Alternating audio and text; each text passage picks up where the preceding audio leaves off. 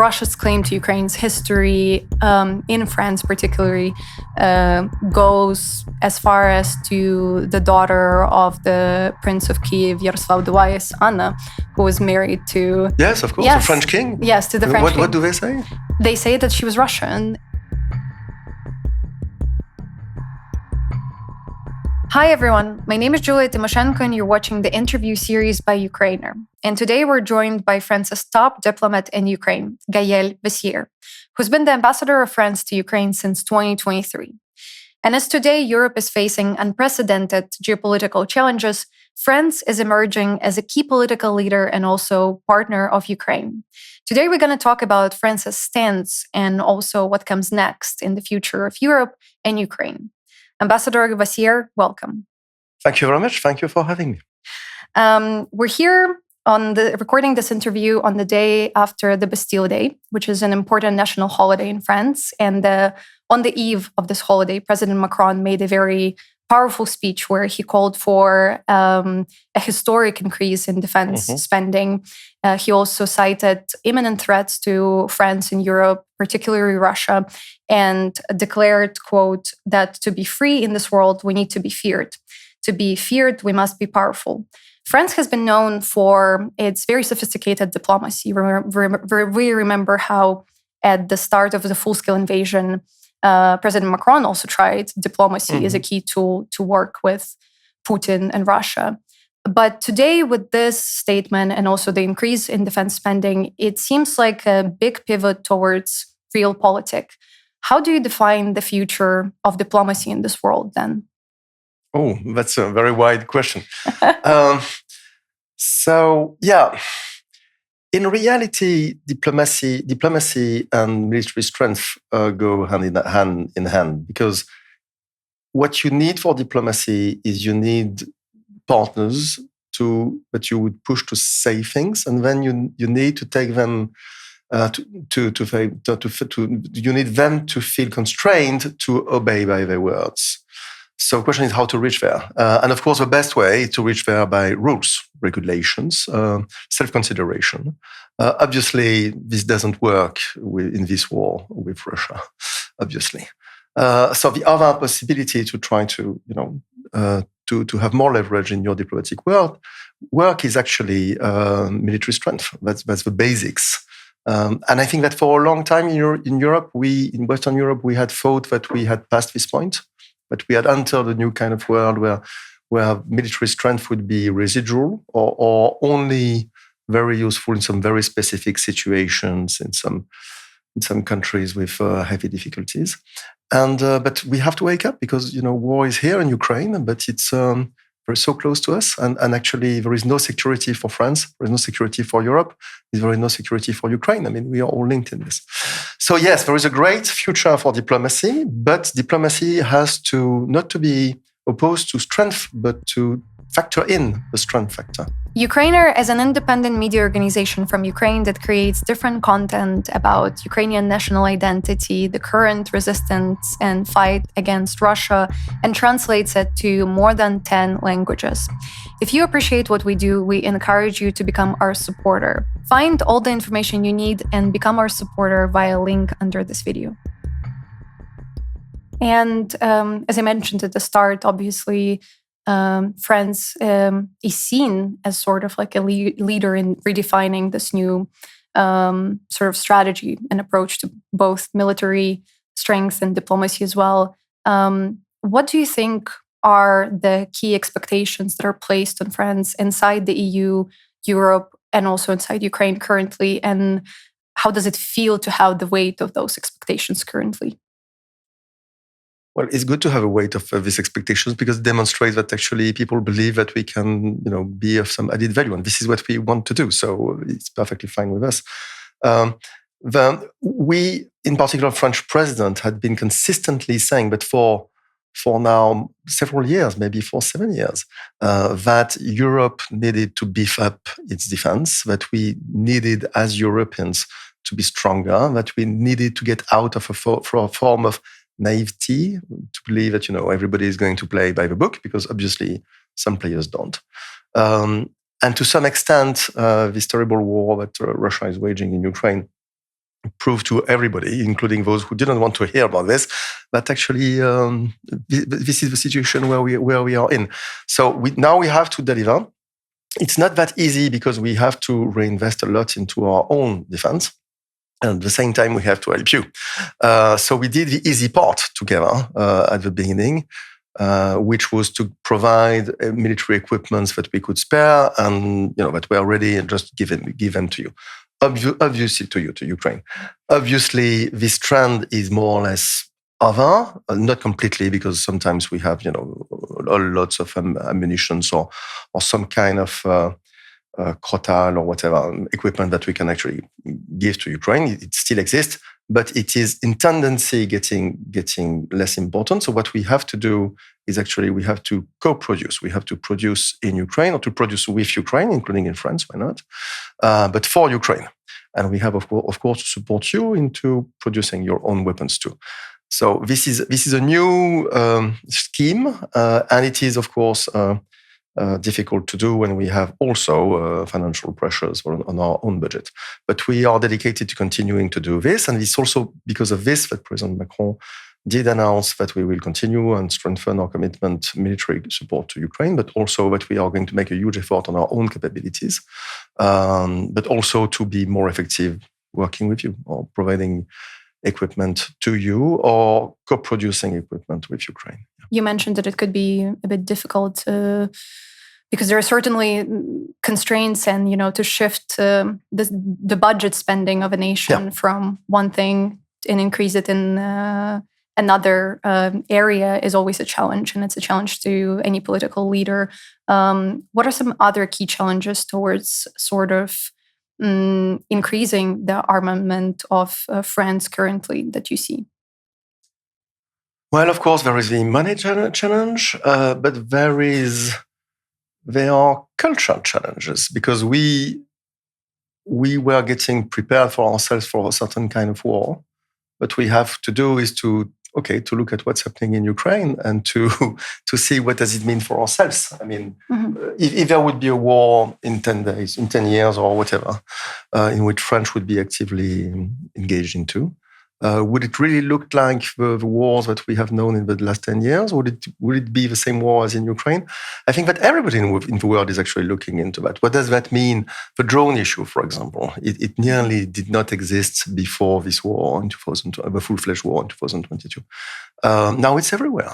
And actually, I understand that the Ukrainian army is taking out more. 2/3 of the Russian soldiers who are killed or heavily hurt in action are done so with drones and not with artillery. So it's a change of paradigm, and we have to get prepared for the war of tomorrow. And it's difficult because the cycles of investment in military equipment are quite long when you're not yourself a country at war. Of course, in Ukraine, it's different because there is this urgency and there is this incredible agility and creativity of Ukraine too.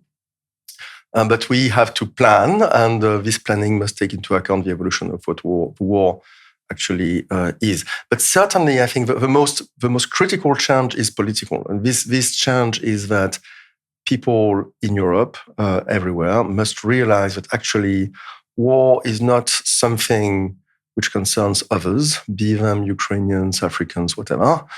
It's something that could concern them tomorrow, and that actually, when we say our security is at stake, it means that we have to raise the guard to be up to the challenge. It's true for every country. In my country, Ukraine is still very popular, and supporting Ukraine is still very popular in France. And I think that people understood the gravity of the situation we are in, and that the fact that we are directly challenged too. But of course, which is difficult, is to bring people together on how to finance that. So who should make sacrifices and when? This is a pure political decision at the end of the day. But there is a clear will from the French authorities to make this effort because it's our interest, but also because we have no choice. I mean, it's our own security, and not supporting Ukraine would not be an option. When it comes to that culture that you mentioned, that it's really important, obviously, to shift that culture, I wonder how do you see the role of private sector as well in that? Because I know that for the longest time, investing in defense in Europe was considered as something, I don't know, alongside investing in tobacco or pornography. Like I think in some countries that was in the same category. So do you see that changing, or how do you see maybe the government's role in changing that cooperation as well with the private sector?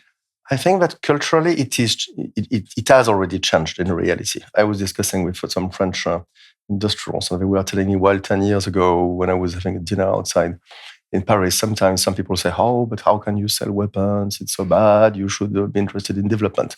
Now people look at me as if I would be a hero because I try to support Ukraine. So I think that this shift has happened, and of course it needs to continue to happen. But you're right. The question is how to help that change. And it's true that sometimes there are still some regulations which do not help us to be as quick as we should or as we could. So we have to continue to work on having less red tape and to take fully to draw all the consequences of this political will. And sometimes it's a bit difficult. So of course it's different in Ukraine because you are at war. And we are not. So we are a bit, but not completely. We are not in a state of war. And so we are trying to have a war economy without being in a state of war. It's complicated. So it takes some time. But we need to continue to do this. It's true for France, but it's also true at the EU level. I've been working in the EU for long years. And I still remember that even foreign affairs at one point was a bit considered as a bad subject compared to development. With due respect for development, it's very needed and so on. But now, of course, the focus has shifted. And I think that now even people would say, okay, but there's a link between development and security. And there is actually. So so I think that this also is going into the right direction. But we need to go further. For example, it is still difficult, for example, for the European Investment Bank to finance some purely military projects. They'll use okay. They are moving into that direction, but it's complicated. It takes time and so on. So we have to continue. Some time ago this year, Ukraine's Minister of Defense met with his French counterpart, Sébastien Lecornu, to explore the joint weapons production. And you mentioned it as well in your previous comments. And that includes drone systems, but not only, also potentially air defense systems, and both on Ukraine soil and also on the French soil. For Ukraine, it's pretty much clear the benefit of this kind of cooperation right now. We're at war. We need any sort of tools and ways to strengthen our production. What does France gets right now if it gets involved directly into Ukrainian military-industrial complex? Well, first, supporting Ukraine in itself is a goal for us because your resilience is key for our own security. So, of course, well, there is a benefit in that, even though it's not commercial, but it is strategical, certainly. So, first this. But then I think also that, France has got a very developed defense industry. Historically, we are one of the very few countries which are able to produce nearly every kind of equipment they need. Not everything, to be completely clear, but nearly everything, including warplanes and air fighters and whatever, any kind of navy ships or submarines.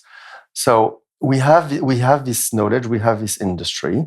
At the same time, this industry is very strong, but they are confronted now with a new reality in Ukraine, which is that things are moving so quickly, and that new things such as drones, for example, do appear. So I do think that, additionally to the fact that it's useful for Ukraine, additionally to the fact that actually in Europe, on the European soil, including in Ukraine, we need to produce more weapons. We don't produce enough collectively, so increasing production is smart. And actually, since part of this production is anyway going to go to Ukraine, let's produce in Ukraine, because then, the delays for you to get this is going to be reduced. So additionally to all of this, it's also important for our own industries to understand these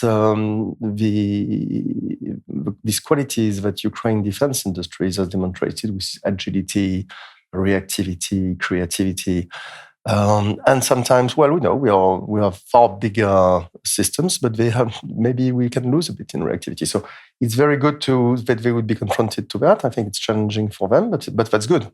And this is how actually they can also take advantage from that. And then it's clear also that there are very specific fields in drones, for example, where Ukraine is certainly one of the very most selective world leaders, because you are inventing new products, testing them on the battlefield, immediately have battle-proven situations, battle reports, and this has got a lot of value in this kind of industry. So, yes, it's also the interest of our French companies which are global companies in reality, but to invest in Ukraine. And to work with you sometimes in France too. Does your diplomatic mission get involved into facilitating that kind of collaboration between like French, maybe defense companies, startups that want to either come here to get like battle test label on their products, or maybe to create some sort of joint cooperation with Ukrainian military? Well, it's difficult to say too much publicly on this, but obviously it's the job of an embassy to put any Ukrainian, be it civilian population, NGO, civil society, but also defense industry, in contact with counterparts in France when we think that it's helpful for two countries. So certainly we do this, and we try to bridge the gap and and we try them to also to find the good interlocutor, a good person to speak for, because somebody in France we don't know so well. The Ukrainian companies, and it changes all the time because you have a huge number of small but very effective companies, and sometimes Ukrainian companies don't know French companies either. So we can be the middleman in this. And when it comes to the joint ventures, what are some challenges that you see as well currently, maybe inside Ukraine, when it comes from legal or export licenses and other things? We know that President Zelensky recently mentioned that he's ready to open export of Ukrainian weapon technology, but also Ukraine understands that it needs to be careful as well, because we also need to make sure that our technology is not going to get into Russian hands if it goes to our partners. So how do you see challenges here in this spectrum? Well, I think things are moving to the right direction. Sometimes it's slower than I, as French ambassador, would like it to be. But of course, it's easy for me. I'm not an industrial. I'm not the one actually getting the job done. Slower in Ukraine. Yeah, in developing co-productions. We have beautiful projects. In particular, my Minister of Armed Forces did announce publicly a project with Renault in constructing some drones. In Ukraine, which is a great project. We have other projects with leading French companies, be it for creating some new equipments or being from maintenance of French systems. We provided to Ukraine lots of Caesar cannons, for example, or Arcus véhicule de l'avant blindé, which is kind of armored cars to protect the soldiers. And of course, this has to be maintained and supported. And so this is also something that we should do. So the question is, why is it sometimes longer than expected? Of course, there is the security issue. It's not easy. It's never easy to take an industrial decision to invest and to create a factory or plant or an industrial line in a country where actually you could get a missile on your head. It's certainly something that you have to take into account, even for this industry. So that's for one. But second, I think the big question is, the other question is, of course, financing. So not only financing the investment, but financing to have a clear idea of who is going to pay exactly the outcome. Will it be Ukrainian state? Will it be Ukrainian state through EU support? And there is lots of EU support, and that's good. Would it be some Ukrainian state with the support of some other countries, which is also possible? Could it be us sometimes? So we have to figure that out.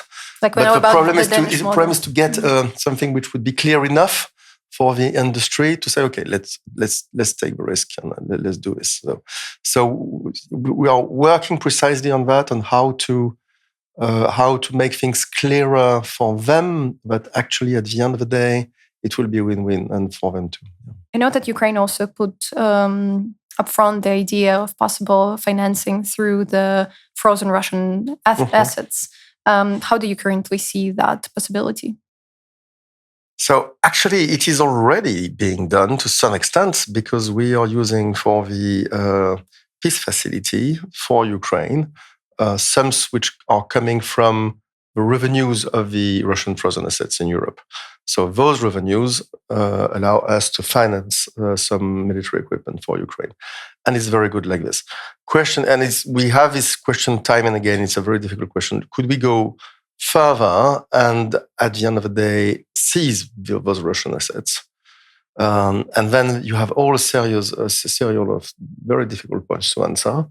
For the time being, legally, it seems to be very difficult to do. So we are still looking to see if there is a magic bullet that would enable us to do this in a good way. But for the time being, this solution has not been found. Do you think it's a more legal challenge or political one? Well, there is a legal challenge. And then you have a very concrete challenge too. And that is that it would make also a lot of sense that those Russian assets would be used to finance the reconstruction of Ukraine after the war. Mm-hmm. Because actually Russia would have caused these destructions.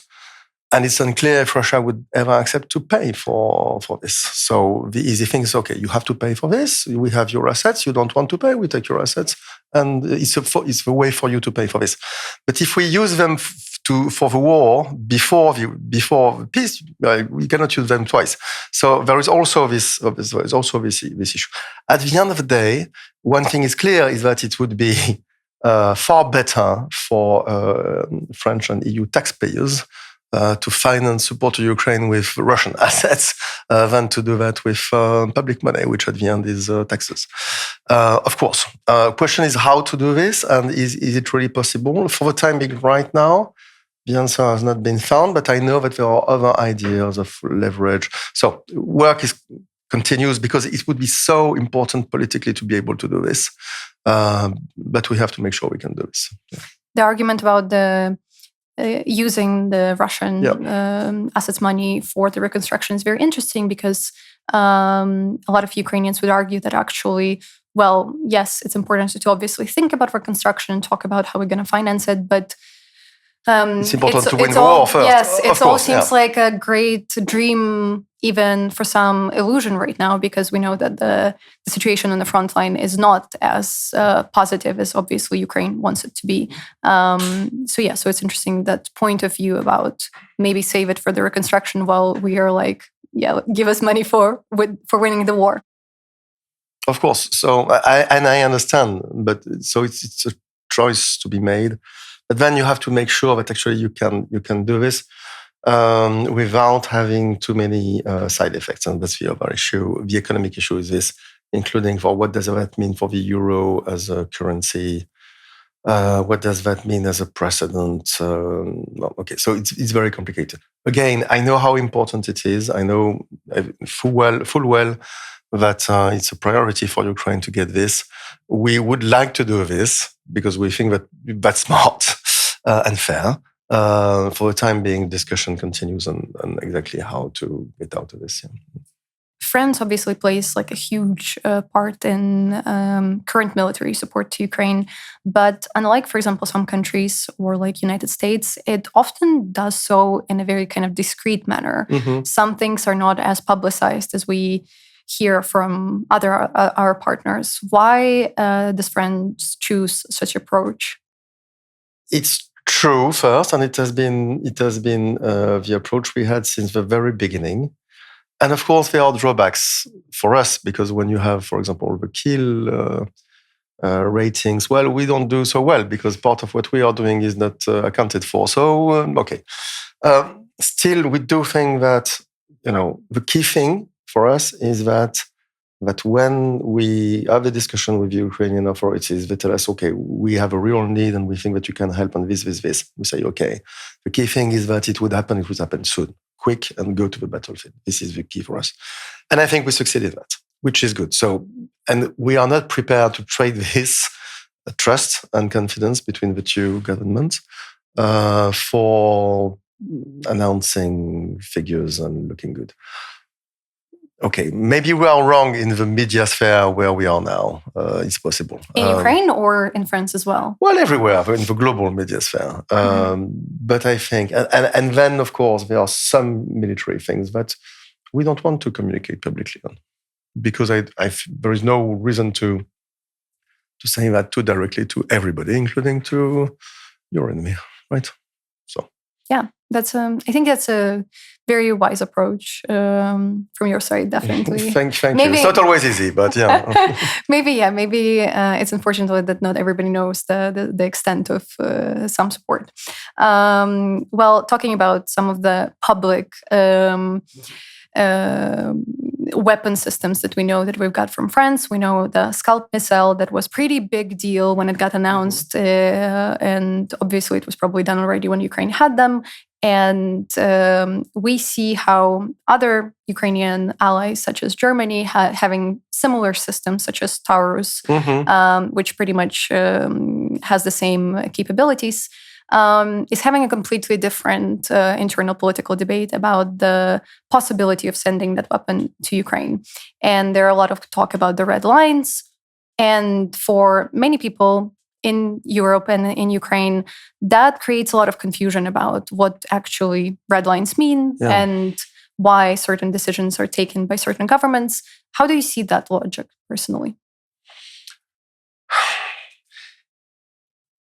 I would definitely, every country decides for itself in these matters, obviously.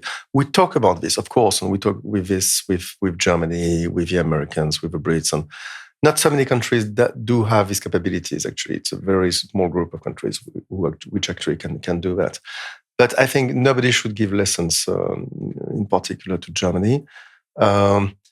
We made a choice, and it was expressed publicly by my president. So basically, our idea is that any strike, provided that it is on military target, so it will never be on a school or in a hospital or church, whatever, but on military target, and in a spirit which is to counter military operations coming from Russia against Ukraine.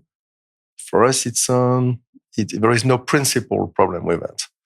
And we stand by this rule, whether this would come from occupied territories in Ukraine by Russia, or whether it would come directly from Ukraine, from Russian territory.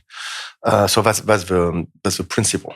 Then, of course, we are not all in the same situations, and it's true that France, in particular, such as US and as United Kingdom, is also a nuclear power. Meaning that at the end of the day, these Scalp missiles are important, including for our own defense capabilities, but we have other means to defend ourselves, which is not the case of Germany, for example, because they are not a nuclear power. So it means that I can understand that the tourist system for themselves is also a way to protect themselves, which is less the case for us, it is important, but maybe less.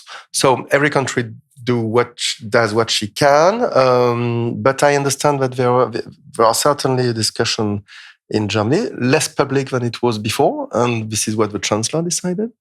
Maybe it's wise, actually, but I don't know the German system, so I don't have to comment on that.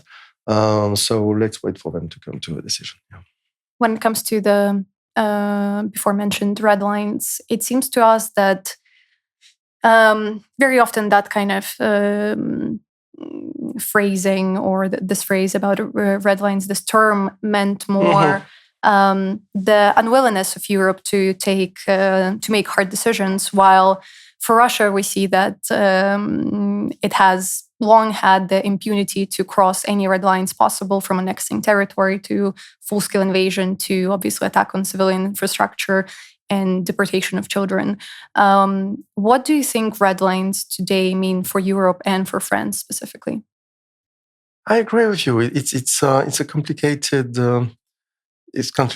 concept because it changes with time. And actually, the history of this war, led by Russia and Ukraine since 2022, demonstrates the opposite, that the red lines are always moving. I remember a time when people would say it's impossible to provide Ukrainian army with modern tanks, armored heavy vehicles, tanks, because that would be escalatory in nature with Russia. And then France did announce that we were providing AMX-10RC, which are kinds of small tanks.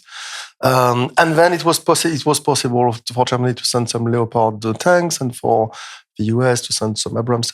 So these things are moving. At one point, it was unthinkable that some countries could provide some F-16 or some Mirage warplanes or fighter planes. And we did it. So these red lines are, and I think that at the end of the day, what is really important is, as long as it is focused on helping Ukraine to defend itself, I don't see where the red line actually is, personally.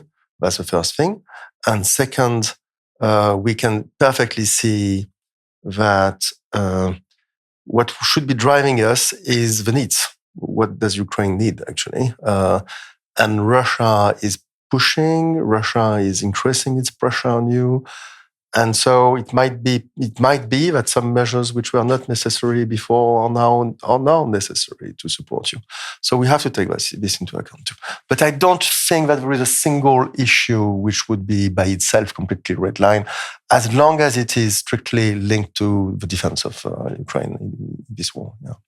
Well, yeah, I think it's important for a lot of people as well to realize that defense of Ukraine also means us be able to target military targets inside Russia. I think that's been a misconception to a lot of people as well. I recalled earlier what our position with this was on this, and we don't have a red line on this on principle.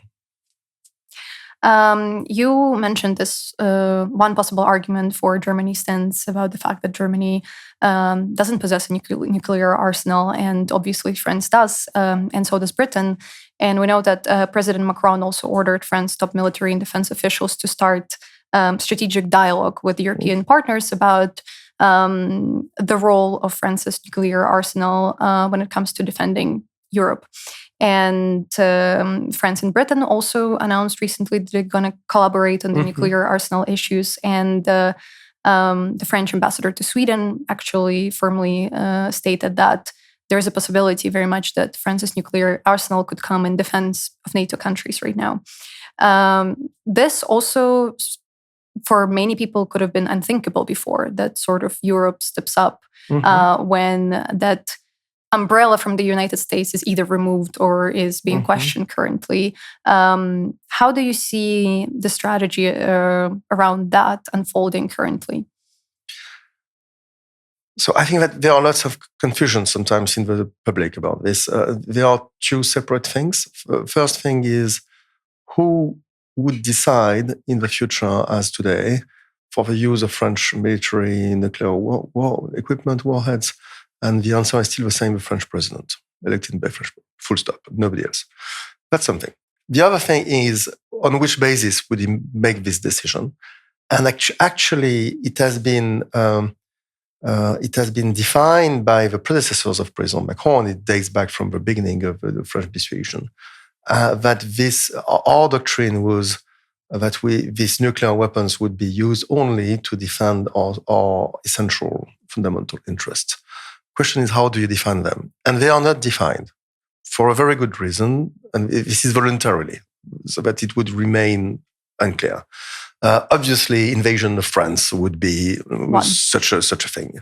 But we had the opportunity to say already in the past, and I think what President Macron is saying now is broadening that and putting that into more light, that there would be no situation, one French president did say this, that there would be no situation where a full-fledged invasion of Germany or UK would not be directly hurting our fundamental essential interest. So once you accept this, you enter into this kind of logic. So precisely the discussion which is happening now is that to discuss with our European partners, is it possible to go further, to explain it further? Is it good as it stands? What does that mean? And of course, the strategic light is different because of the United States of America and NATO.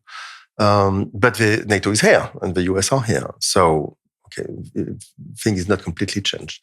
But I think Europe needs this discussion on what could be needed. And then what does it mean and how would it be factored in? So it's a very sensitive, of course, discussion, very complicated. And I think that the president did announce that it will take more months to have this in very close circles. But then, of course, he will express our views publicly.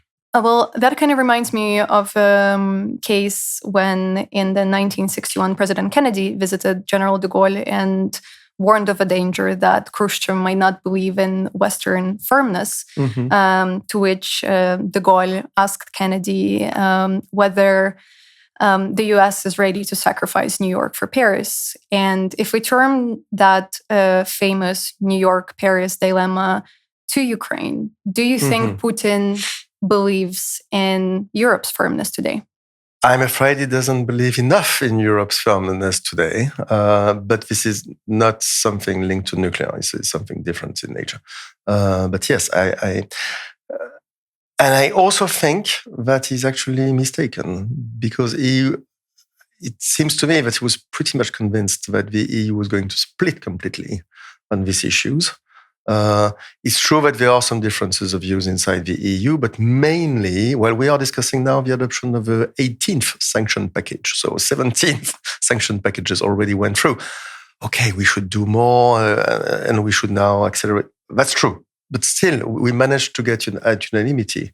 We managed to get the unanimity votes we needed to go that far, and we certainly hope that it will continue. So it's always the same thing. It's frustrating, and certainly we should do better. And at the same time, it was not so bad. Actually, it could have been much worse. Yes, and we avoided a bad situation. So I think we have to continue on this. I also think that it is the key at the end of the day is political. The key is for the people in Europe, or peoples in Europe, to realize that actually what happens in Ukraine matters. It matters for themselves, matters for their children. It matters for the view they see their security, their role in the world, and that if we don't support you enough, or if we are not committed enough, or if we are too focused on our own internal political thing, at the end of the day, it will be detrimental to our own security. I remember the time when Russia was obviously making the media space purposely tense when it comes to nuclear threat, and really, really amplifying that when, people in the United States started making TikToks about preparing for the nuclear war, and which was very obviously bizarre for us here in Ukraine. A lot of Ukrainians actually believed that if he uses, even if it's, let it be just tactical nuclear weapon here in Ukraine, nobody would actually respond. What do you think about that? It depends of what that means. Now, what I am personally convinced that there would be a response, but it's too much, it's too key, be it tactical or strategical, whatever. But it's too key, it's too dangerous for the balance of the world. It's too dangerous as a precedent. So that, of course, there would be a strong reaction. This reaction may take different forms than nuclear. It's not, you see what I mean? But, and I think they would actually. But there would be a reaction, yes. So actually, it could be completely crazy, because that would mean that Russia would instantly lose the support of many developing countries, or countries such as China or India, etc., which can understand to some extent some part of Russian narrative, but who are very clear on the nuclear boundaries. So that's it. So, but there would also be a reaction from the friends and allies of Ukraine, and I think that would push some countries which now sometimes support Russia not to support them, and many countries in the middle who don't know exactly what to do, to support clearly Ukraine. But it would be a terrible thing in itself. So I don't think this would happen. Certainly, I don't hope. I hope it would never happen. But yes, I think there would be some strong reactions anyway. For many years, the mainstream opinion on the nuclear proliferation sounded pretty much like this. A world filled with nuclear states is a more dangerous world. Yep. And in Ukraine, we can see how a lot of Ukrainians actually regret right now. And they say that if they could go back in time and change something and convince our leadership at the time to not give nuclear weapons, we could be living in a completely different situation right now. How do you respond to those who still are very skeptical about nuclear deterrence and believe that it's like that it doesn't work? Well, I think that actually this war in Ukraine, well, actually demonstrates the importance of nuclear deterrence, because of course, if Ukraine would have kept some nuclear weapons, there might not have been some full-fledged war, to complete aggression war. And in reality, we can see that there are lots of countries now which are asking themselves and saying, okay, we gave up access to nuclear weapons for very good reasons, and it's expensive, and what for? And anyway, we have, for example, US protection. But maybe we should reconsider. Hopefully they won't be reconsidering, because obviously a world with 20 or 30 nuclear states would be much more dangerous. And the chances that something would get out of control would be exponentially higher. So all the role of international community with the IAEA has been to try to calm this down, to prevent some new countries to access to military nuclear, such as North Korea, for example. And to some extent, it has been remarkably successful, because if you take on long term, on, 30 years, you have the states having officially the nuclear weapons. Some states which apparently do have it, or which is when there is evidence that they have it, but this number is not growing. So I think this is one of the aspects of why this war in Ukraine is so key for the balance of the world, actually, and have global effects. You already mentioned sanctions, and that obviously Europe ought to do more, and we see how more packages are being passed. But a lot of critics still argue that Europe is still being too dependent on some of the Russian resources, and is still not fully got rid of the ties. How do you see? How do you wish maybe to see this kind of uncoupling of Europe and Russia fully playing out in the future? I think we made a long way, but of course we should continue. What we are trying to do right now is to work on two sectors, basically energy and finance. And the third one being to strike the third parties which Russia is using as proxies to finance itself. So this is the idea behind the 18th EU sanction package, which is being discussed now with nearly everybody on board, except for one country so far. And it's also the idea behind the Lindsey Graham package in the US. And also, but the problem is that, of course, it would be much more efficient if we could move hand in hand, EU and US. But at the end of the day, if the US can do it, great. President Trump made very strong statement yesterday, and this has implications both for tariffs and for sanctions against Russia. So we will see how things will evolve in the US system, and we are certainly pushing to move as quickly as possible as far as the EU is concerned. But it's funny that Trump mentioned 100% tariffs on Russia, the same that he threatened on other partners of the United States. Well, very often you have a kind of balance of threats in tariffs. Yeah, it does happen. 100% tariff is a huge thing, obviously. So, but he gave those countries, including India and so on, something like 50 days to look into that. So let's hope that that he's going to finally take an action, because it seems like he's been being very slowly convinced that obviously Putin is playing tricks with him, but unfortunately that time takes a lot of cost here in Ukraine. The head of the French army, General Thierry Burkhardt, recently said that France was Russia's main enemy in Europe, describing that the country is already under Russia's hybrid threat.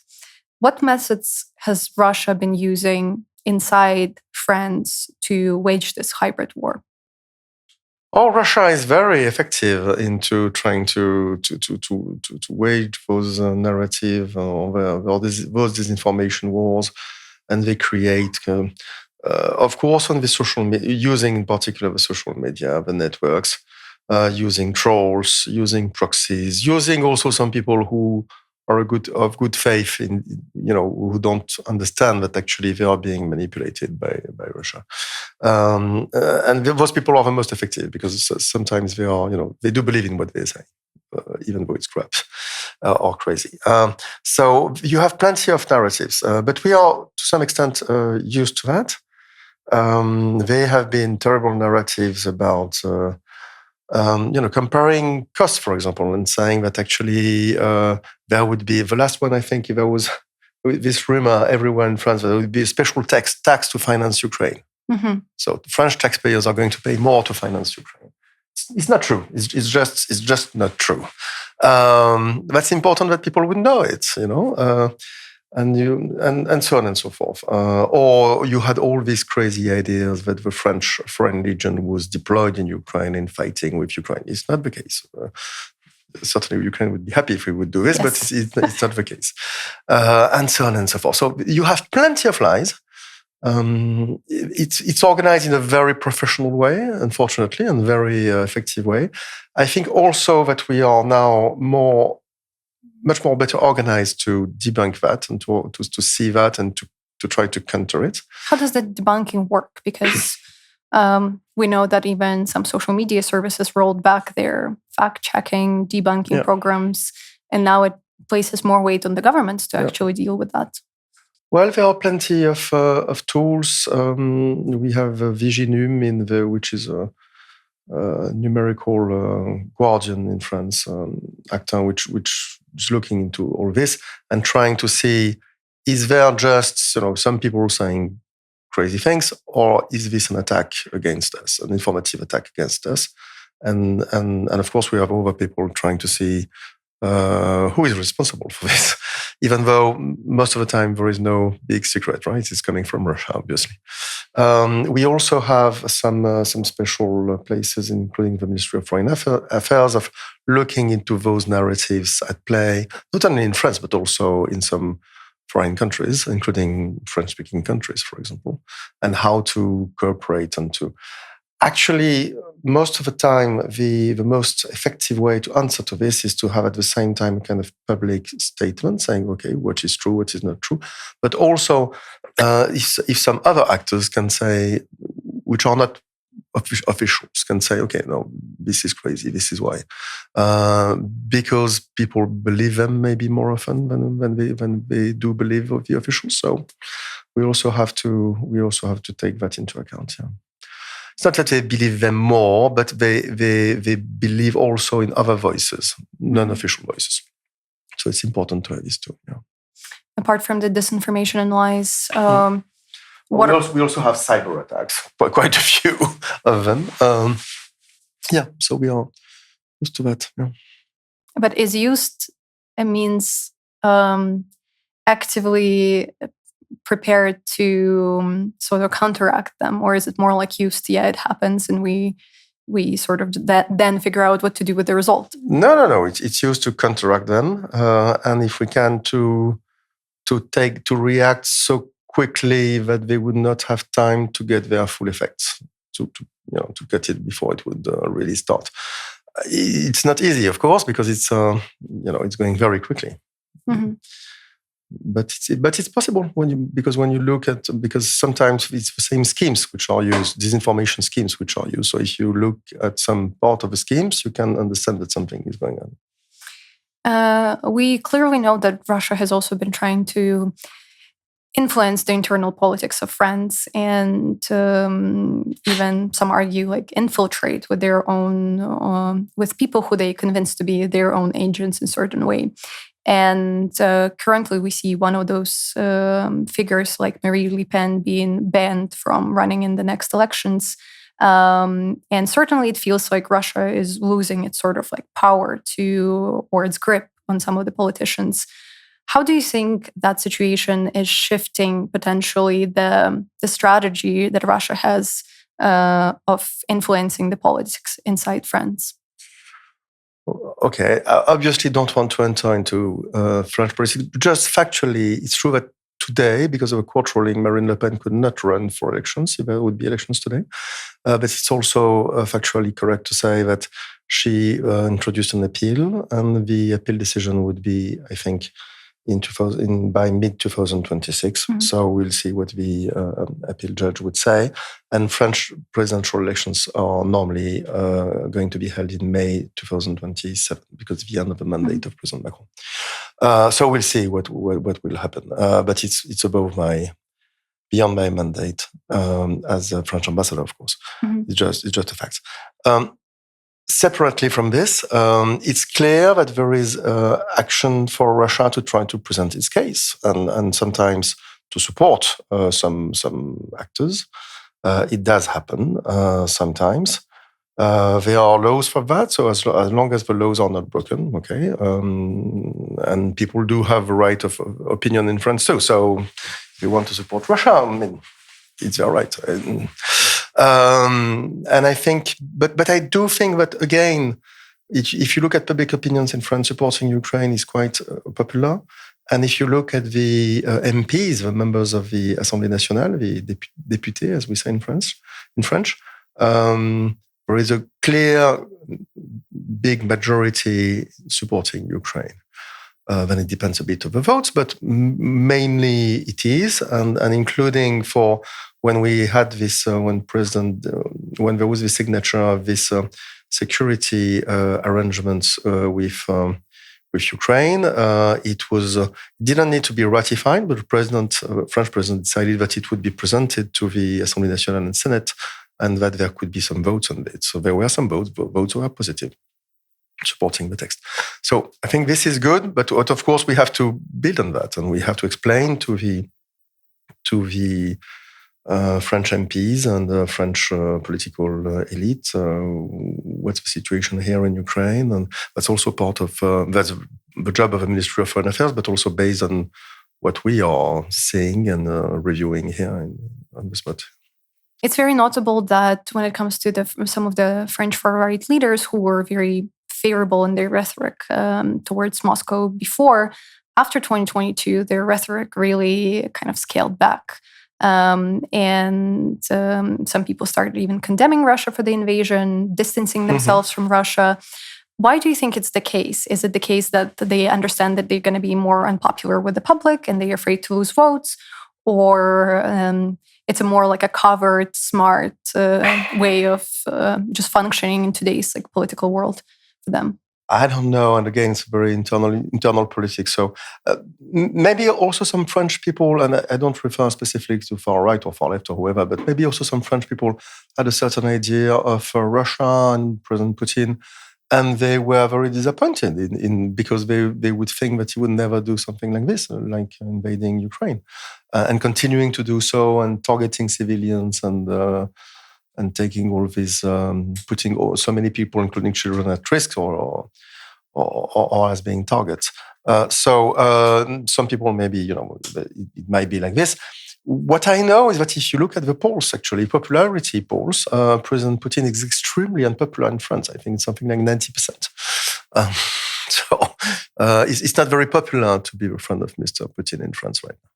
That's certainly more positive than in some countries we see where that kind of like obviously there is Hungary where the stance on Putin and Russia is very different and still keeps a lot of politicians in power, unfortunately. In 2022, France expelled 35 Russian diplomats in response to growing espionage threats, and several other European countries also did a similar act. And Yet, despite this, Russian diplomatic missions are still very much active across Europe, and Russia keeps rotating their staff, and they have a lot of possibilities to continue to function. When we know that a lot of, across Europe, many of those people who work for Russian embassies and other diplomatic institutions have been charged with espionage acts, how do we see the future of work with Russia's diplomatic missions in Europe? Does it need to be their role? Does it need to be sort of reviewed on a public level, on a political level, as we know that they can also possess a direct threat to national security of Europe? But it's not exactly the way that things present themselves, because obviously Russia states that every member of every single embassy in the world is a diplomatic personnel, not linked with whatever intelligent task there is. So it's up to the host country if they come to the conclusion that actually some of these diplomats, quote unquote, are actually occupied by doing other things, that they can either discreetly or publicly say that they want them out. So that's part, and this is not new. This is very old, as long as the embassies have been existing. So that's part of this game. Russian embassies continue to work in many places in the world, including in France. It's also important to keep a kind of channel sometimes, so it can exist. And we have diplomatic relations with them. We keep our own embassy in Russia. So it's a very difficult, of course. I mean, certainly it's much more difficult for my colleagues in the French embassy in Moscow to work with, because they are not under the same kind of physical threat as I am, as every people living in Kiev. But at the same time, we are working with people that we support, Ukrainian friends and colleagues, and the relationship between our embassy and Russia is certainly different in nature. So it must be very, very, very, very difficult. So embassies are there, and they have to, situation can be good, situation can be bad, situation can be worse. There is always a need for an embassy. Yeah. We've talked about Russian disinformation and obviously lie and how they use cyber threats. But when it comes to their soft power, how do you see it playing out inside France today? Because we, for example, know that Russian House, which is a cultural institution connected to the organization called Россотрудничество, which is very much linked to the Kremlin, is still very much active in Paris. And we know that it's similar institutions like this, for example, in Denmark, have been already closed down. And in other countries, it continues to function.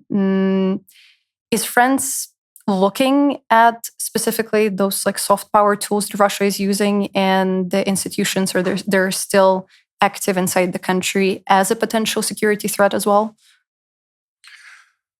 Well, we are certainly looking at what people are doing on our territory, of course, whoever they are and wherever they are. And this is true for Russia. This is true for everybody else. And it's true that since Russia is waging this war here, certainly we are looking. But then, of course, when there are things like cultural links, etc., it's possible to close them or to put an end to that, but only if we have a very good reason to do so. For the time being, I don't have details on that, so I cannot tell you why the situation is like this right now, and how it evolves. I know that for example, we are not making, we are also have this thinking about journalists or so-called journalists. For us, people like Sputnik are not journalists, so we don't treat them as journalists. But it's one of the, and it's certainly something that Russia does not accept, so we have strong discussions on that. It's the same balance we have to strike. But again, I'm not in charge of police and or intelligence, so I cannot tell you what's the situation exactly right now in France. But obviously, we are looking to every possible security threat, whatever the origin or whatever country. Yeah. In April of this year, a French court in the city of Nice also ruled that the church in the historic cemetery rightfully belongs to a Russian Orthodox church instead of the local community, which also kind of poses a question of how much influence Russia could have with those kind of symbolic institutions on the French soil, because we know that in Ukraine, Russian church has been used specifically as a method of not just soft power, but also espionage and other things. I kind of predict your answer here would be similar, but maybe you have some thoughts on the role of the Russian church specifically inside France. Well, yes, no, I don't have any more insight on that. But what strikes me, even in Ukraine, the Orthodox Church recognizing the authority of patriarchs in Moscow is not banned. There is a law to control, etc., but it is not banned. It exists legally. Even in Ukraine. And then the reality is there is also some historical consequences there of the past, because obviously there are people in France, or there are Russian people in France, but for tens of years, far before this war would have started, and some of them are Orthodox, and they have their own church, and that's it.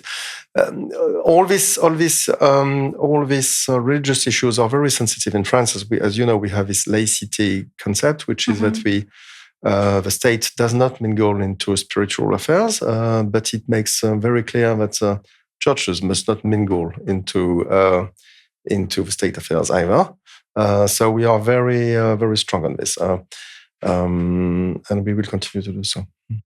Yeah, you're right that unfortunately in Ukraine it's also not banned and very much still functioning, and the government is trying to find legal grounds as well to how to do it right, so-called. And obviously Russia weaponizes this to create a narrative that inside Ukraine we prosecute Christians when it comes to specifically the Russian Orthodox Church. A lot of people in Ukraine view France, I think, because of the historic ties with Russia, the exchange, I don't know how else to call it, that a lot of people in Russia, despite supporting Ukraine, are still admiring the so-called great Russian culture, like art, ballet, history, and part like literature.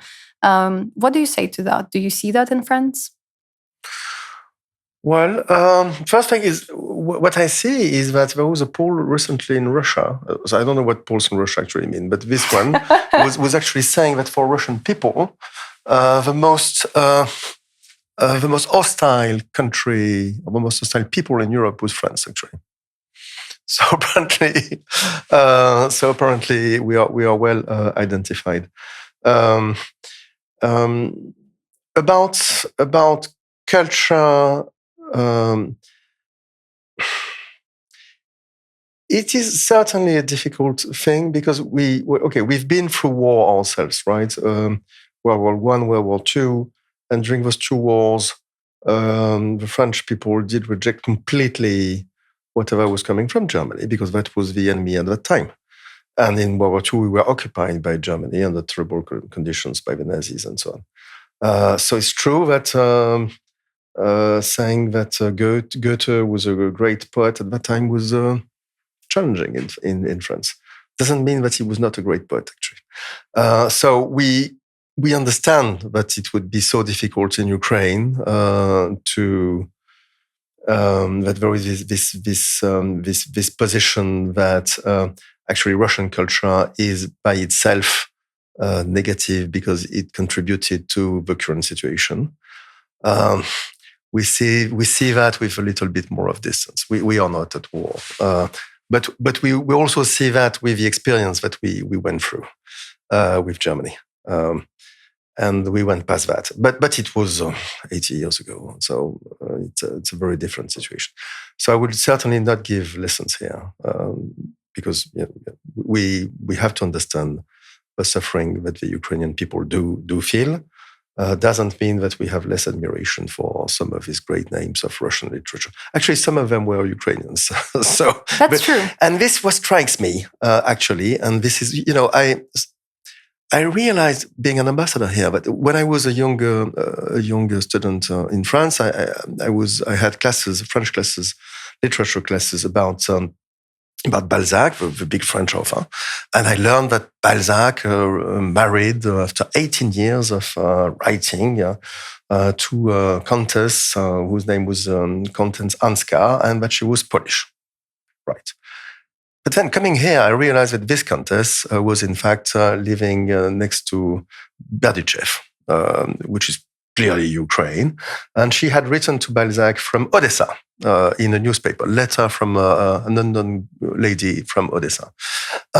So what I mean is that there is big parts of Ukrainian history which are not identified by us in the West as Ukrainian history. It's identified by us as Polish history, Lithuanian history, Russian history. But it's Ukrainian. So there is a big fight in the most noble meaning of the word, so that Ukraine could, claim what belongs to your country, actually. Mm-hmm. Bulgakov was Ukrainian. Actually, his house is here in Kiev, and all this. So part of your heritage has been hidden by the Russian imperialism past, and it's also important to claim it. Yeah, and then inside Ukraine, I think most Ukrainians wouldn't claim Bulgakov because of his specific imperialistic views. And then about some other authors, there's still a debate and discussion inside Ukraine, while others were obviously certain artists like Malevich were clearly Ukrainian. They made statements through their art to comment on the struggle of Ukrainians at that time. But unfortunately, around the world, there have been reclaimed by Russia. And we know specifically that Russia's claim to Ukraine's history, in France particularly, goes as far as to the daughter of the Prince of Kiev, Yaroslav II, Anna, who was married to... Yes, of course, the French king. Yes, to the French king. What do they say? They say that she was Russian, and they still, for example, recently in one event, I think there was organized by some sort of Russian-linked institutions and people in France specifically, she was claimed as a Russian historical figure. And even in some ways, even more modern or not as old historical and art figures, for example, as Sergei Parajanov, are also sometimes shown by events organized to spotlight Russian culture as Russian, but not Ukrainian. Do you think there could be an effort done ame from the French side? You mentioned that Ukraine should reclaim a lot of artists. Yeah. By Ukraine's side currently to sort of de-imperialize that Absolutely. view on Ukrainian culture inside France and how it can be implemented. You are completely right. It's not easy and it takes time. But for example, in French universities, historically, we have what we call Slavic studies. Mm-hmm. Slavic studies were in reality Russian. 90% were Russian. And of course, inside this, you had a bit of Ukraine, about a bit of whatever, Belarus and all this. Mm-hmm. But now what is happening is that in all of these universities, there are splits between Russian studies, but also Ukraine studies. And I think this is key. And the linguistic aspect changes all this. As long as you study Ukraine in Russian, it's more difficult. When you begin to study Ukrainian, including in the French university, it actually helps. But it takes some time because, of course, you need to find some new teachers and you train them. They need to write, they need to publish. So it takes some time. But definitely, it is something that the public universities or public authorities in France are trying to support. Same thing for this. We have a great university for foreign languages. Same thing, and I think it's really key for the future and for the way we look at Ukraine, for the way we look at Russia. We as French, and I think it's going on everywhere in the world in reality. Mm-hmm. But we can encourage that. We can push that. Yeah. Do you think Ukraine is doing enough outreach from Ukraine to those institutions, universities, cultural places inside Europe and France? I think Ukraine definitely tries and should continue to do this. I think it's very important, but Ukraine is doing this, to work on content narratives. not only counter-narrative, but also an Ukrainian narrative, which would not be the answer to Russian disinformation, but also affirmative narrative. I think this is very useful. And I think that this has to be also in the public debate in Western Europe. And the fact that they have Ukrainians abroad because they left in 2022, for example, actually helps because they are supporting this. So it's certainly politically something which is important. So we are also working on how to make available more cultural contents, including by TV, for example, in Ukrainian, so that to give this status. Now there is this possibility to go to present to the baccalaureate, which is this big exam at the end of your scholarship in France. Now you can present Ukrainian language. It was not possible before Russia. It was, but okay. So there are small things, but we need to do them and to do them quickly to encourage the change. Actually, yeah. I'm curious as well about your thoughts on the Russian so-called opposition, or the so-called good Russians that are currently residing and living across Europe, other parts of the West, and specifically France as well, because recently Russian director Kirill Serebrennikov was awarded the Legion of Honor, which is one of the highest awards in France. And while he does faces some persecution in Russia for being critical against Putin, Ukrainians still consider him quite a controversial figure because he did try to defend Abramovich, who is a close oligarch to Putin. He also praised Surkov, who is a political Russian strategist that also is sort of the architect behind the People's Republic of Donetsk. And there are several other issues that a lot of Ukrainians see with him. So I think the question here is, how does France maybe make sure that the recognition of such people doesn't become sort of a way to whitewash even like Russian propaganda or Russian very intricate soft power inside France? Because what we say that a lot of those good so-called Russians, they could denounce Putin, but it doesn't mean that they're not imperialist, and it doesn't mean that they're actually supporting Ukraine and Ukraine's victory. I understand. Well, okay. In this case, he's a very famous, artistically acclaimed director, both on stage and movies. And I think this is why, if my memory is correct, this Légion d'honneur was given to him by Madame Dati, who is the Minister for Culture in France. So, makes sense. And it's true that in France, he is considered as an opponent to the regime in Russia and to Putin. He's exiled. He left Russia after 2022 because of this. He had serious difficulties in Russia. He has been supporting LGBT rights and all these things, which are not exactly the cup of tea of Russian power. So he's branded as an opponent. Doesn't mean that he may not have seen this or that into an interview or whatever.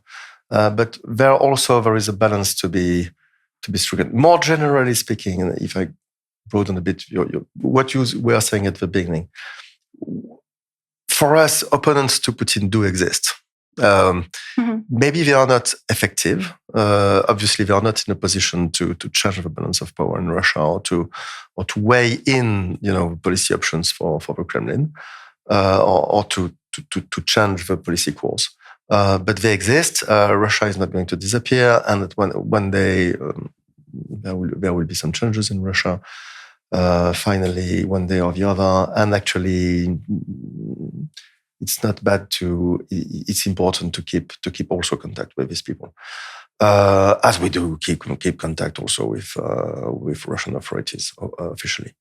So yes, so I understand this feeling in Ukraine that there is no good Russian, and that I can understand that.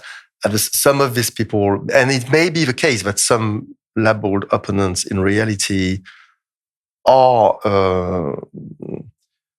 objective allies of the Kremlin. I take this point. We know it exists, but not all of them. So, and then you have to be a specialist of Russia to know exactly who is who and who should be treated how.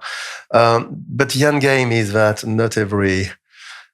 in some cases, yes, for us, there are some true opponents to Putin. Some pretend to be and are not, but some are.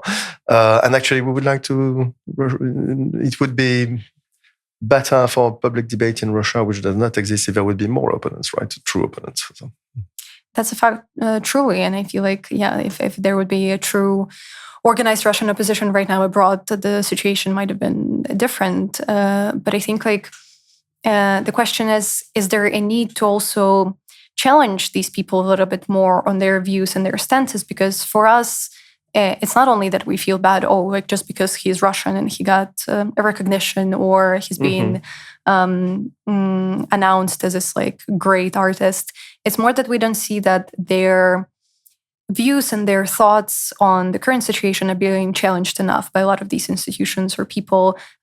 We feel sort of for them to say, no war, we're anti-war, we're anti-Putin is enough. But there is certainly, as we know, a lot of other layers that come in question here.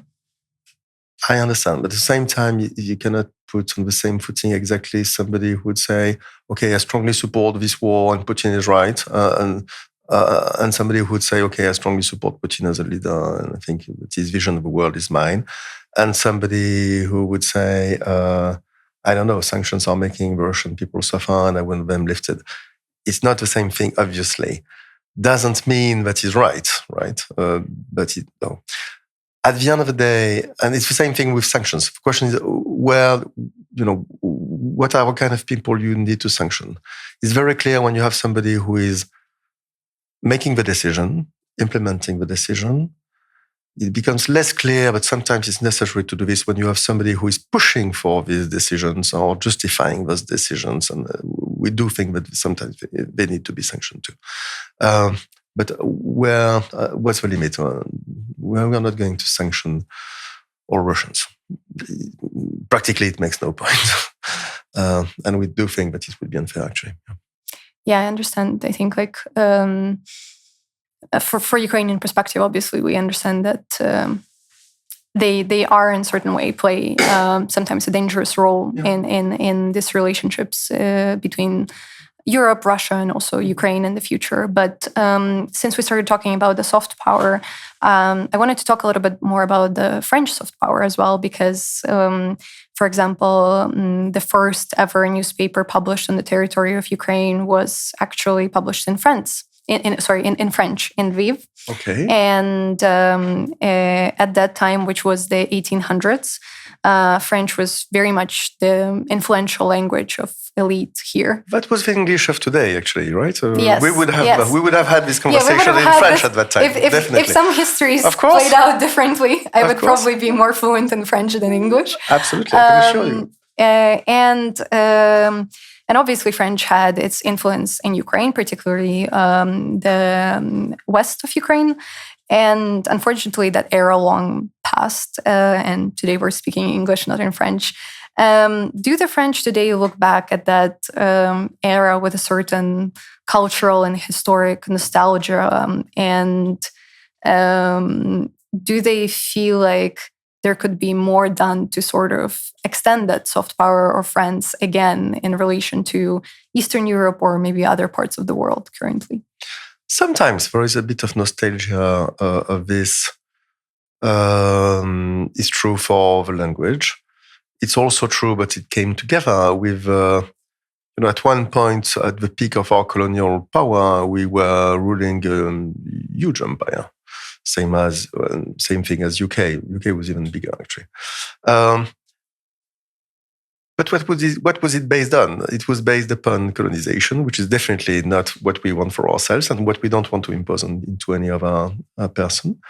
And this position of power from the French language did also come through this and through the importance of the ideas of a revolution and then the empire and Napoleon Bonaparte and all this. So sometimes we might have a bit of nostalgia from French language, but I think that now the times where actually we would consider in France French as an alternative to English are gone. So we speak French because it's our language. We like it. We're proud of it, and blah blah. And all this is true. But at the same time, we perfectly understand that in the world as it is today, it's very good to speak English. But the thing is, when everybody speaks English, the language of distinction, as Bourdieu, French sociologist, would have said, so the language that would bring you some added value, politically and socially, is a language that not everybody speaks. So French is a language of added value, as many others, as German, as Spanish, Italian, Chinese, Arabic, you name it. So what we are fighting for now, we are fighting for the multiplicity of languages, because we think that it's a degree of liberty for the people. And if English is the lingua nostra that everybody would speak and everybody would massacre, by the way, I've been to the UN, or to the EU, you cannot imagine what awful things we are doing to the English language in the UN and the EU, actually. So be it. I mean, c'est la vie, that's it. But it's even more important to learn other languages. Of course, we need to learn English as everybody else. But there is great value in mastering French, German, Spanish, Chinese, whatever, but other languages. When you said massacring English, do you mean like just butchering in the sense of like speaking? Yes, of course. I remember when I was in New York a few years ago, the pain on my UK colleague's face when we were saying things which are grammatically so obviously wrong, but there were lots of precedents. So let's write it down. Yeah, sometimes it's really sad to be the native speaker of the language that is getting butchered like that.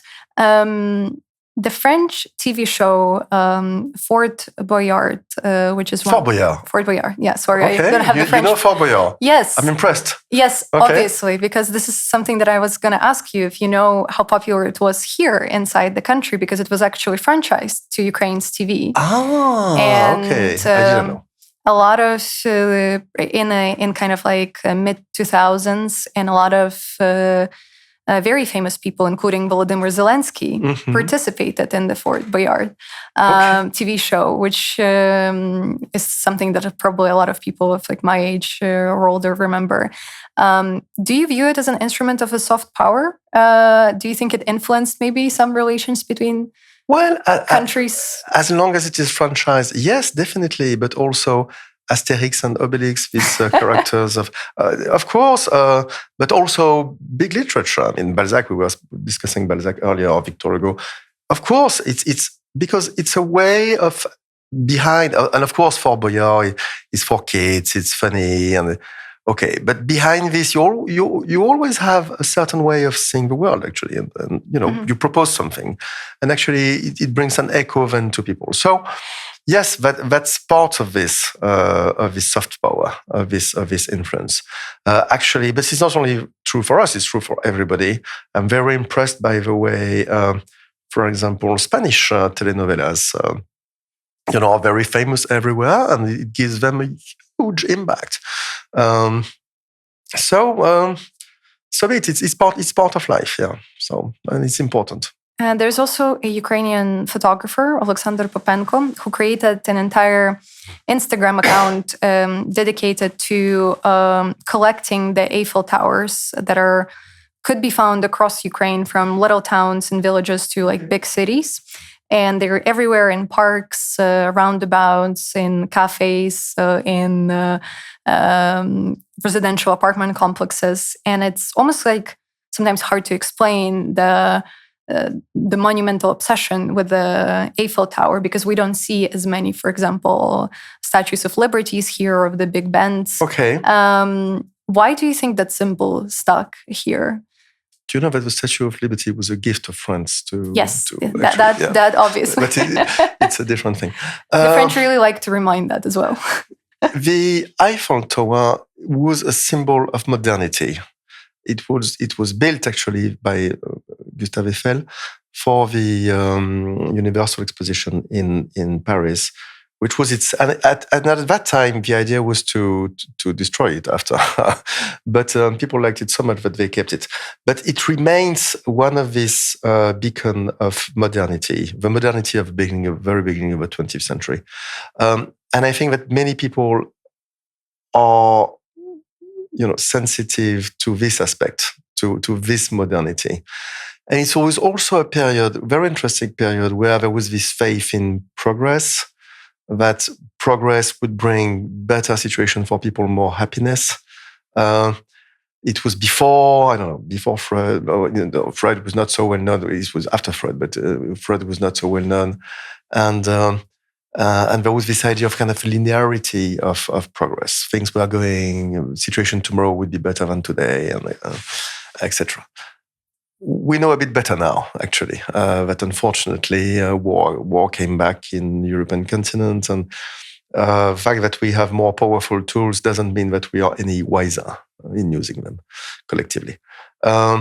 But I think that there was this nostalgia of this time where people could say, okay, we are building something built only on metal, which no commercial use whatsoever, but to affirm that we believe in progress and science and in all this.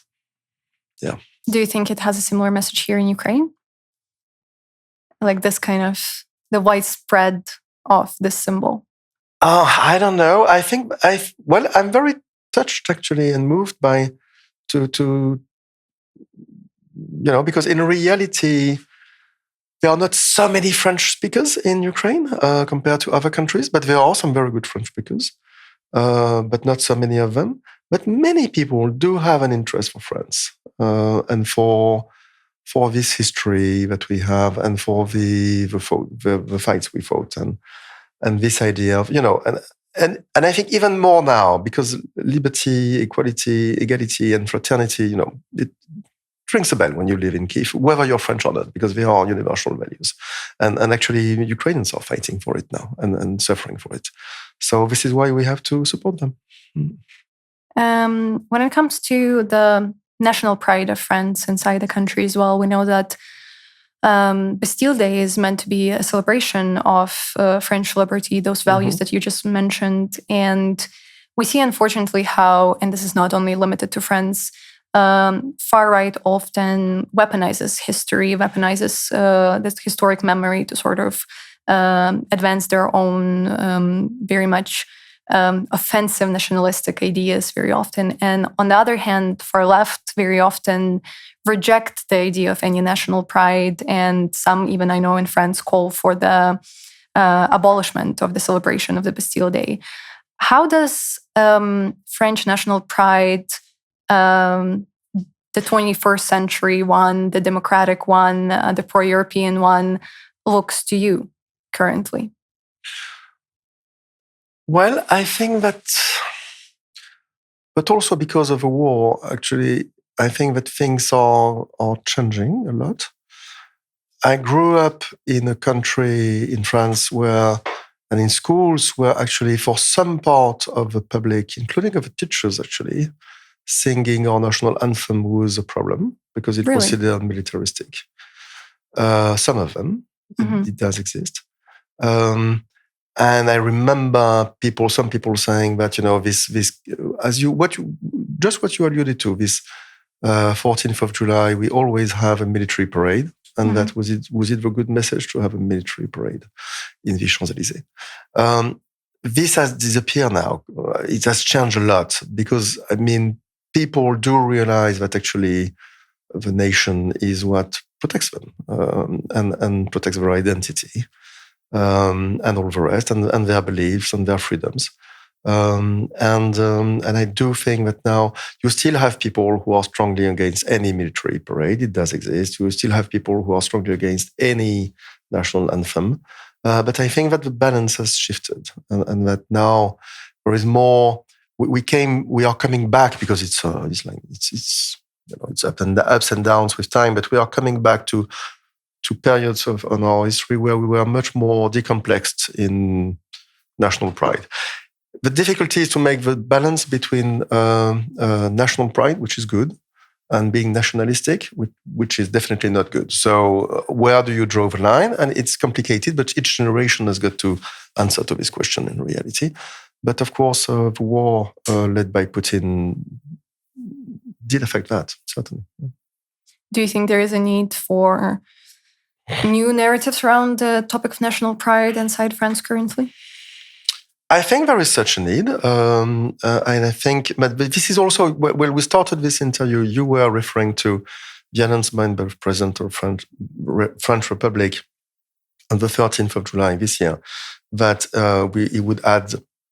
he asked to have a raise of 6 billion for spendings for the French army, knowing that what we are going to do now is actually doubling the investment in the army, or the cost of a military cost for France if you take long periods. This would not have been thinkable in my country before the war in Ukraine.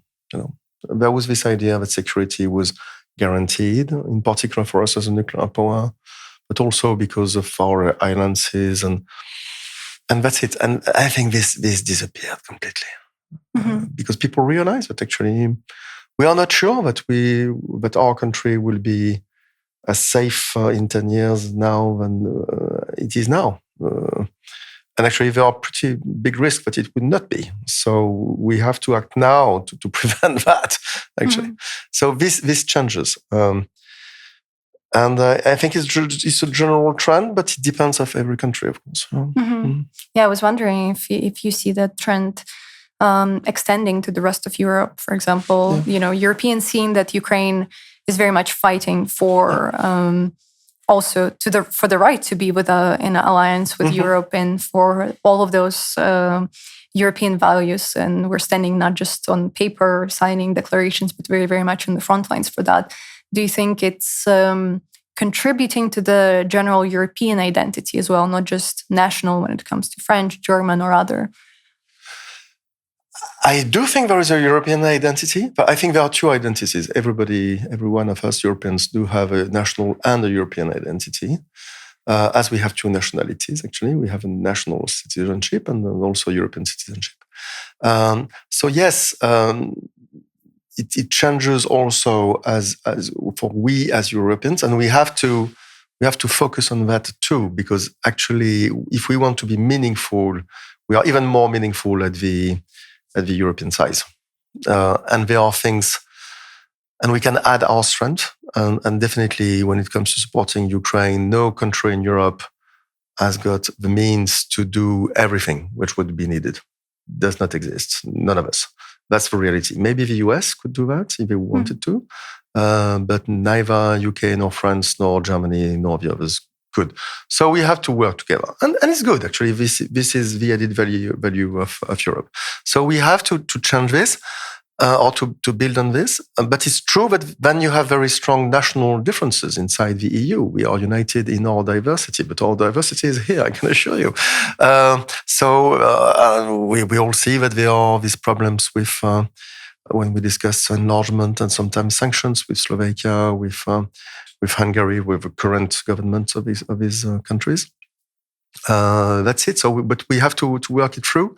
But we also have to have European narrative, I think, about Ukraine and the war. And it's very important. It will not be only a national narrative, but a Ukrainian narrative. Actually, one way of doing this, and it's starting from a subject we mentioned before, is that we compare notes. So we work closely about what fighting against disinformation is between the different European countries. We have a kind of EU coordination on that, because actually Russia is using the same tools in the different countries, more or less. So we have to adapt to that. But it's important to have an EU narrative. For us, it's clear that Ukraine is already a country in Europe, and it should be a European member as soon as it is possible, pending, of course, the changes that must be done by Ukraine in the negotiation. And I do think that for us, the sooner we'd open the chapters and the first cluster and so on and so forth, the better, because Ukraine is ready. So let's go. In 2023, you stated at the Kyiv International Economic Forum that legally speaking, Ukraine could become a full member of EU even while at war. And that the conflict itself shouldn't be the main barrier to our accession. What is your point of view on that now? And is it how accepted that point is currently inside the EU, in your opinion? Well, I certainly still am of the same view, and I'm sure it's the view of the French authorities too. And the truth of the matter is, it's perfectly possible. I don't wish for it. I wish that there will be victory for Ukraine and the sustainable peace, full-fledged peace, and all this. But it's perfectly also possible to imagine a future where you would have, for example, a sustainable ceasefire, and which would be a kind of victory for Ukraine, but no formal peace agreement. Would that mean that we should prevent Ukraine to entering into the EU because of this? It makes no sense. I mean, and even if Ukraine would be on the territory that it controls, if Ukraine would be fully ready to be a member of the European Union, why should we wait? Obviously, well, personally, I'm not convinced it would be wise to wait. Actually, that may be actually having Ukraine as a member of the EU, and by the way, of NATO, because it's also a French position that we would be ready to have Ukraine into NATO. It could also affect the political balance of powers into this struggle and make Russia, make some concessions, maybe. But anyway, if we do it, we are not going to do this for this. We are going to do this because Ukraine is ready to rejoin the EU. If there are some good collateral positive effects, great, let's go for it. But at the end of the day, it's a separate track.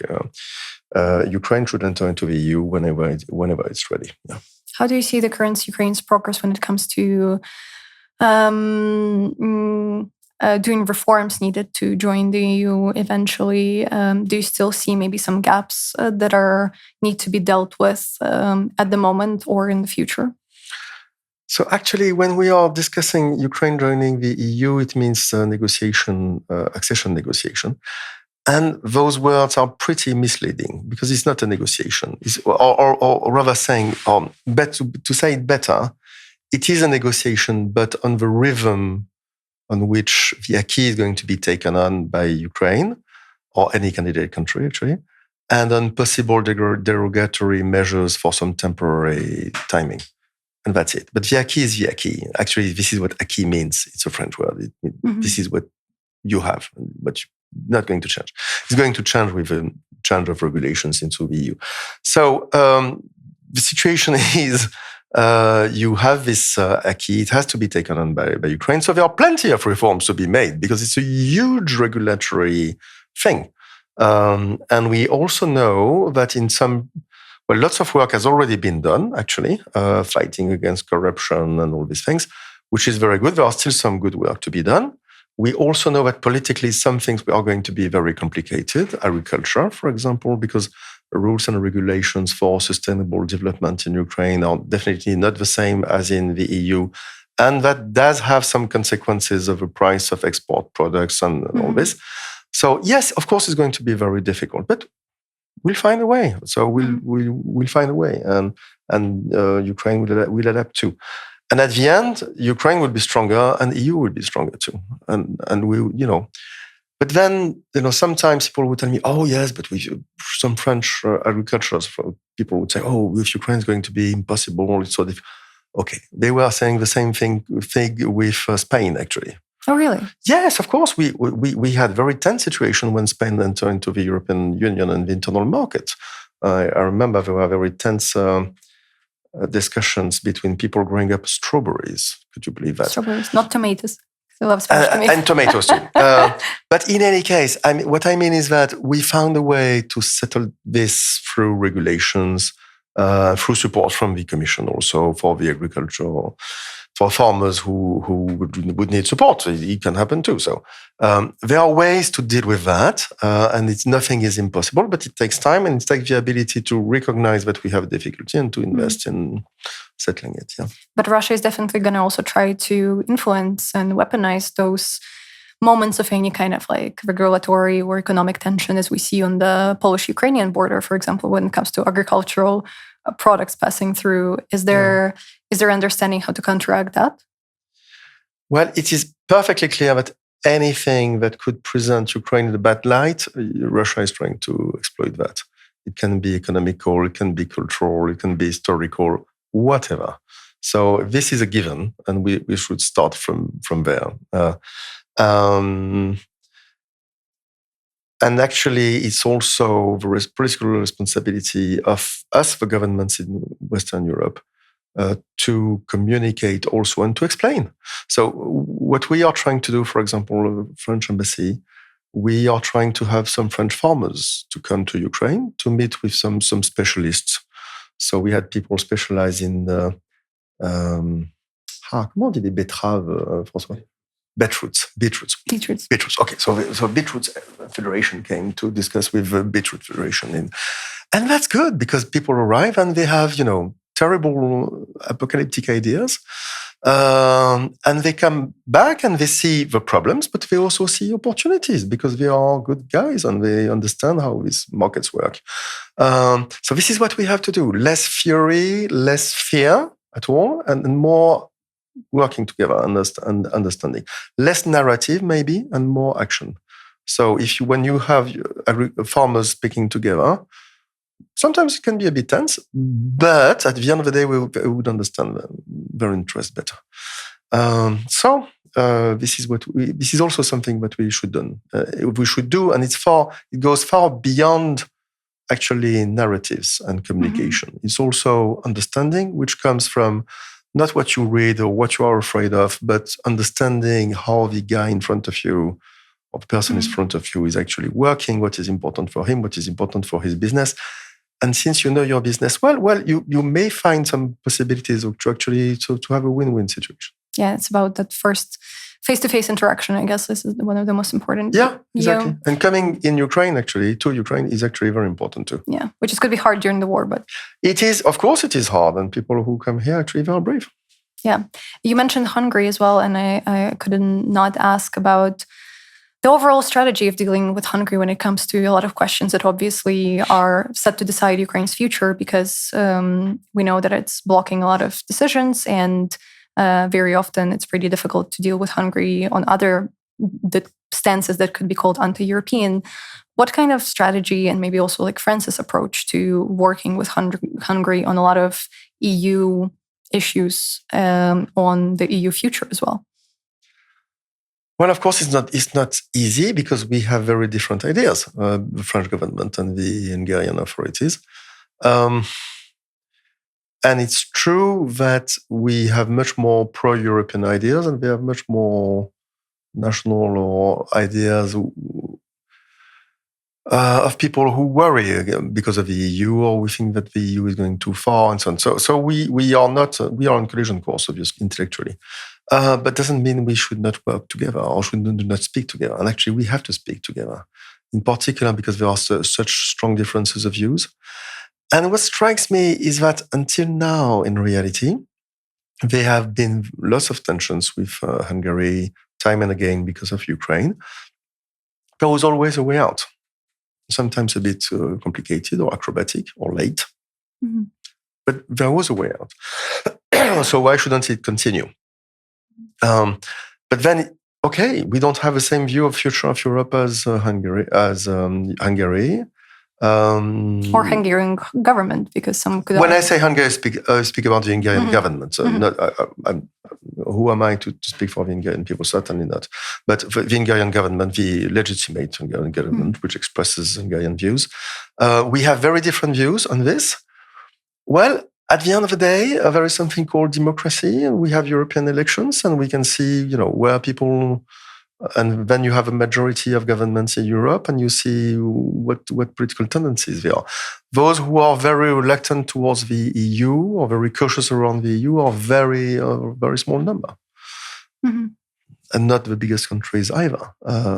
But still, it exists. So we have to discuss with them. Yeah. We've talked a lot about at the beginning about the defense support that France is providing to Ukraine, and We've talked a little bit about the soft power of friends around the world and inside the country as well. We know that when the USAID ID was effectively dismantled by the United States new government, the support for a lot of humanitarian programs fell to a very sometimes a critical level, and also to a lot of cultural programs here inside Ukraine. Is France looking to maybe not substitute, but maybe to use that opportunity to also grow its cooperation inside Ukraine when it comes to cultural, media, or other spheres? As far as support to media, to NGOs, civil societies are going, we are trying to work together inside the EU to step up our efforts, both member states, but also the institutions, obviously. And I think it makes a lot of sense. And again, you're right, it's not about substituting to the United States. Actually, USAID was spending a huge amount in Ukraine, maybe half the total amount in the world. So that's really impressive, but it's out of proportion to what we can do. But we try to do more, and we try to get focused on things which would appear very important for us. Definitely, the media situation is one of these things, but also, I don't know, the support to the Central Electoral Commission, these kind of very sensitive things. So we are working together between EU members, but also together with NGOs, but also with the Ukraine government, of course, to try to beef up our support. It's unclear. So USAID has been dismantled, it's true, but there are some other American tools now. It's a bit unclear to me which programs will be completely dismantled, which programs will continue differently. And we hope that the US will continue to support Ukraine as much as possible. So we'll see. I know we're short on time, but just to ask last couple of questions about more like your experience in Ukraine, because we've talked a lot about policy and the state of the world, the state of our relations between our countries, but not specifically about your concrete experience. You've come here as an ambassador in 2023, and obviously you've managed to do a lot of work already. You've traveled a lot around Ukraine. What is maybe one interaction, story, personal experience in these years that really struck you and stays with you in your memory, or maybe will stay forever from the specific your mission here?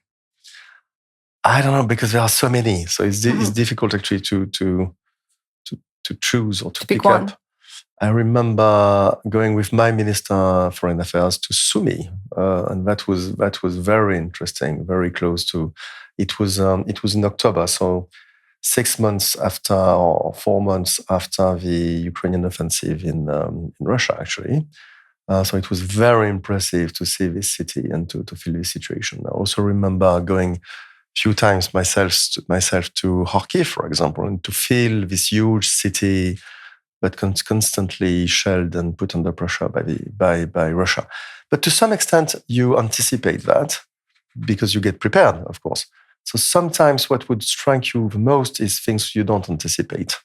And I remember one day like this, I was in Vinnytsia with the mayor of Nancy and the mayor of a German town, because they have an agreement with Vinnytsia. So we have a meeting with the mayor and the city council, and then we go to the main place in Vinnytsia. And there are some wall of heroes, as unfortunately there is everywhere because of the war. And it was a very beautiful day, and we had very nice meeting, and you couldn't see the war at that time. And then suddenly a lady in the assistance begins to cry because it's her brother on the wall. And you are shocked by this war that you sometimes you want to forget about it. That's the truth. But you can't, because it will just, jump at you, even when you are not prepared. And this, this human thing is obviously the most difficult. Yeah. Well, definitely not every diplomat gets posted into an active war zone, pretty much, and gets to go to, play such a key role in diplomatic relationships for, for the history of maybe the entire European continent and the world.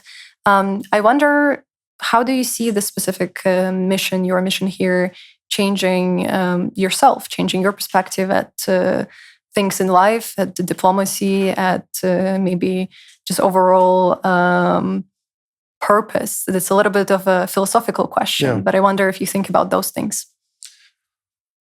Well, maybe we can start by easy things. So what I can feel, working in the embassy with a wonderful team, is that, all members of this team, including myself, we volunteered.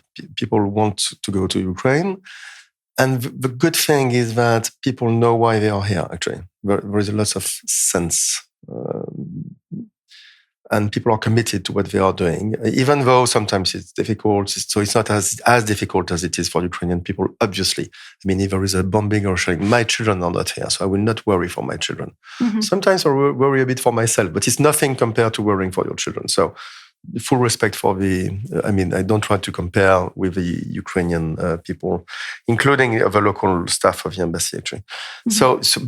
But my point is that you have this feeling that people know why they are here for, and they are making some sacrifices to do this. They are also rewarded to some extent to do this, but they take some risk, and I think it changes completely the way that you actually work. Because you know why you are doing it. And you feel everybody, from the doorman to the ambassador, everybody understands the moment we are here and what the stakes are.